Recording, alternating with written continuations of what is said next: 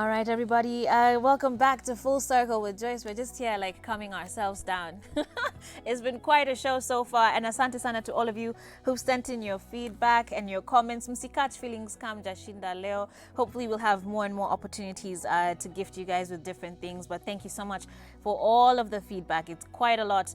Of course, following all our discussions this morning. We do appreciate every single one of you guys. But right now, we want to dive into the last 15 minutes or so of our conversation and of our show this morning. Joining me now, I have Grace Kianira, who's the Secretary of Scholar Bridge Initiative, and I also have John Karagundungu, who's the Chairperson, CEO? Yeah. Okay, of this initiative. Karibuni sana to the show. Asante sana. By the way, hakuna pressure ya kutoa scholarship ama iko pressure? We'll figure that out. We'll figure that out. Yeah, sure. Leo tumefanya mambo kwa hii show, but karibuni sana to the show, guys. Good to have you here. And tell us a bit about what Scholar Bridge Initiative is all about. What do you guys do, and why did you begin this? Thank you so much for the invitation, Joyce. Scholar Bridge Initiative began as a burden for children, especially in primary schools, who come from very difficult backgrounds, if I may say so, underprivileged backgrounds. So there was this thought, we have schools, some of us come from privileged families where our parents could easily afford school fees, maybe for international schools, high-end schools, for example, in Nairobi, we know them. But when it comes to sitting for that national examination, at the end of the day, we are all expected to perform the same. Yeah. So when we are announcing these exam results and all that, we are barely do we check what's the background of each and every student. We are all focusing on the mark at the end of the day.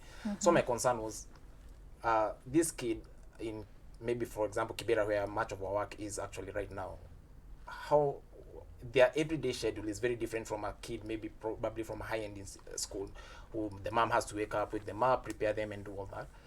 But for this kid in Kibera, sometimes they have to wake up. The first thing maybe is to sell njugu so before the sun rises, or do something, prepare their, maybe they are actually the breadwinners for the family and all that. Then they have to rush to school, come home from. So out of that burden, we thought, what interventions can we have for these kids? Number one, so that they can be in school throughout. Secondly, so that they are able to get access to quality education. So that's how Scholar Bridge actually was formed, was born, yeah. Okay, so you go around visiting these different schools. Do you visit like within different communities, the schools that you'd like to work with? Our approach is sort of different. Okay. We felt there are so many people who are doing what we'll call a hip and hope sort of thing. Okay. So for us, what we do, we actually adopt for maximum impact. We're really not into just going and donating a few books here and a few books there. We are more of adopting a school or schools and just seeing what impact can we create in the communities which we are working with. So for us, we adopt a school for a period of 3 years.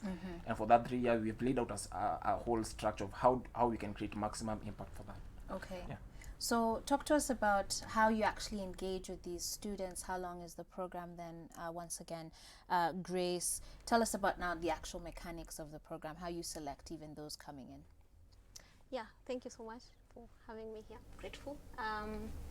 So generally, as he has said, we like to sort of have a wholesome impact, not only give things, but also come in to help with the whole, let's say, wholesome being of the pupil, because we work in the primary schools. So on a typical project, we would, of course, we partner. So we would bring in different people who offer. Maybe we do a mentorship program for a selected period of time. Interact with the teachers, see what's happening, what the environment is like, what they would want us to come on board with, and then we are able to now reciprocate that. Okay. During our projects. Yeah. Okay. How was it setting up this initiative though? Because obviously it requires capital for you to do this. Grace, you're working here as the secretary for this. You know, what was your inspiration to join in onto this cause? Because that's what it is at the end of the day. Yeah, sure. As I come to you about how you actually now started. Sure. I think it's all about the impact and knowing you're coming from and what, as he has explained, what is expected of you. Yeah. Then seeing people who don't have the same capacity and privilege to be on the same level with the same grading system that grades all of us. So for me, my inspiration is really to see that change, and it really inspires me when you hear stories or when you interact with the people, and they're like, I was here, but now I'm this other place because of what you talked to us, of what you brought onto our school. So for me, really seeing the change, as minimal as it is or as big as it is, just that shift for a pupil, for a person. Yeah. Yeah. It's meant something for you. Absolutely. Tell us, John, setting up this initiative obviously took a lot. How did you go about doing it so that for other change makers who are watching the show, a lot of times we can be held back because we're waiting for the most perfect opportunity or the best partner, and sometimes waiting on those people, it can take a while, and so you find you never even start. So how did you just decide, or what did you put together that you were just like, I'm just gonna jump straight into it? Yep, I wouldn't really blame people who struggle with that, because it took me a while to really set this up. It had been a burden in my heart. Who's really taking care of these kids? Most people do mentorship from a high school level, high school campus level. Well, truth be told, I had just cleared university. I'm a graduate from the University of Nairobi, currently taking an MBA in Daystar University. So definitely, I'm still at the peak of starting off my career and all that. So as you're saying, capital is really a challenge. But words from Wangari Maathai, the hummingbird story. Every animal in the jungle saw the forest burning. But the including the elephants and all the other big animals, but the hummingbird did something about it, and every other animal was like, but your beak is too small, and your wings are too small. But the hummingbird said, I will only do the best I can.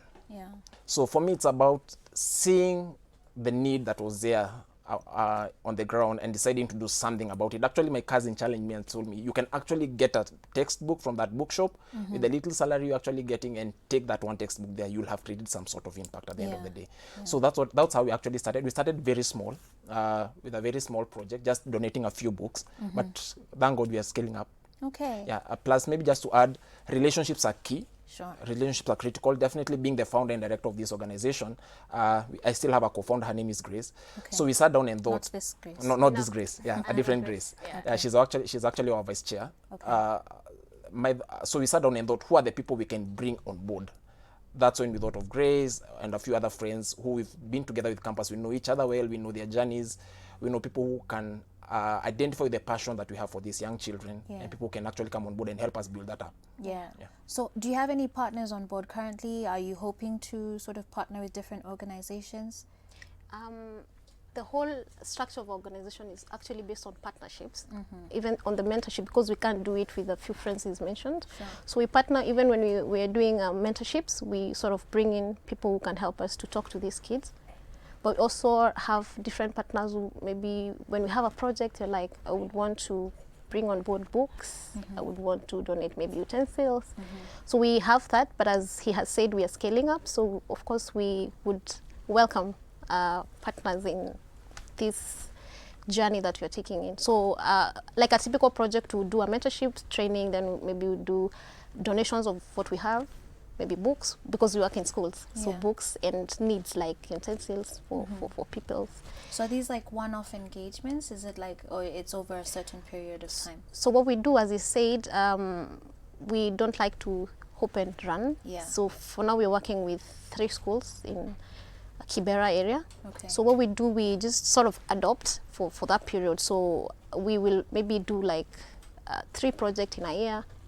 So the project days are wholesome. So we have mentorship, donations, and all this kind of for programs. that same school? For the same school. Three times 3 or times, so a and year. for different 3 times, depending. Okay. Yeah. Approximately how many schools now have you been able to work with, or do you know how many children perhaps have been through your initiative? Given the model we are taking, we wouldn't say we've covered so many schools. One, because of the capacity. We're still building up capacity in terms of volunteer. One of the things we are actually doing currently, we are creating a portfolio of university students, because we are looking at how do we impact the university student at the same time still impact the student, the young children, on the ground at Kibera and all that. So one of the things we are really doing, we are creating this portfolio of university students who do their volunteer work with us. Then at the end of the day, we can give them training. We're actually offering free training. We're in partnership with the Tanari Trust, who do our trainings. Okay. So we just don't do mentorships simply because, oh, you're older than these guys, so you can actually talk to them. No, we actually build capacity in you first. We've got to be sure you know the content that you're going to deliver to these kids. Because at the end of the day, we just want to speak into these lives. We want to change mindsets. We want to change mentalities that these kids have and show them there's a different perspective to life that you can actually have. So that's what we're currently doing. Okay. And tell us again about the training, and what are some of the core lessons that you're really trying to impart? Some of the core lessons we're really trying to impact these kids. We've been dealing with issues of being intentional in life. You can't always keep blaming yourself because of the background you come from, and always blaming your parents. Maybe they didn't work hard to get money and all that. But being intentional about your life, how you live your life as a young child. How can you overcome issues of peer pressure? How can you overcome issues of drug abuse? How can you overcome these negative pressures that come from the societies you are with? And also, how do you take your academics seriously? How can you even shape up a vision for your life and work towards the same? Those are some of the key lessons we really train those kids on. All right. Well, we're going to wrap up the show here, but I really want to thank you both for coming through. Thank you for the work that you're doing. Again, Scholar Bridge Initiative, and I've been talking here to Grace Kianira, who's the secretary, and John Karagundungu, who is the CEO and founder of this, both still in school. So a challenge to, are you also in school? No, Not yet. But I thought you said you're doing your MBA. No, I'm doing my MBA. You're doing your MBA, so you're still studying. And that's what I'm saying, that you're not waiting until you've had your master's and your PhD. You've started right where you are, giving us that hummingbird story again. Congratulations to you guys for the good work that you're doing and how you're impacting schools. And it's not even small, okay? Better you who've reached out to 3 schools than the rest of us who've not done anything. No so pressure. Congratulations again to you. Thank you guys so much for watching. I'm going to be playing you a song here in just a minute, but can we switch on this ROI? I really want to show a comment here on Facebook. You should see this right here. Mary, it's on right now. Mary Filia Wangare. Do you guys see that? She posted her Jiko. That's so cool. Of course, earlier we were talking about Jikos and environmentally safe Jikos and whatnot. It's been a fantastic show with these two talking about education. We've looked at the environment. We've looked at moms and the opportunities being provided to them. Asanteni sana to all of you and to all of my guests for being a part. Until tomorrow, we'll be back here to wrap up the week in style with Style and Culture Friday. Have yourselves a blessed day. I'll see you soon. God bless. Ciao.